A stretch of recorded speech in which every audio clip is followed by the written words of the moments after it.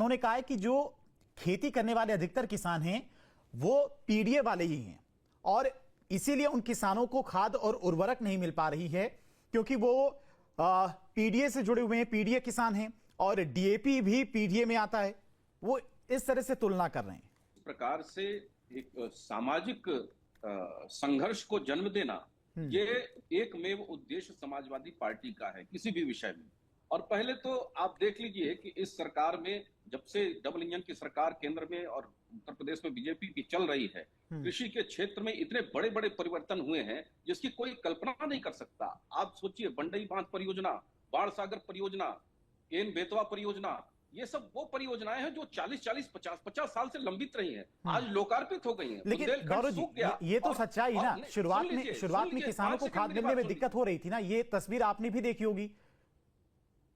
नहीं, देखिए, किसी एक जगह कोई समस्या है तो डायरेक्ट मुख्यमंत्री जी उसका मॉनिटरिंग करते हैं, हमारे कृषि मंत्री जी शाही जी उसका मॉनिटरिंग करते हैं और अधिकारी उसका मॉनिटरिंग करते हैं, उसको तत्काल प्रभाव से सुनिश्चित किया जाता है। और मैं आपको एक और उदाहरण बताता हूं, बुंदेलखंड में सूखा पड़ा था इनके शासनकाल में, 23-23 रुपए का चेक दिया था, 48 किसान आत्महत्या से मर गए थे। इस केवल लोक लज्जा की वजह से, क्योंकि उन्होंने कर्ज लिए थे, छोटे छोटे कर्ज लिए थे और दे नहीं पाए थे और वो आत्महत्या से मर गए थे। और वो बुंदेलखंड आज पानी से लहलहा रहा है।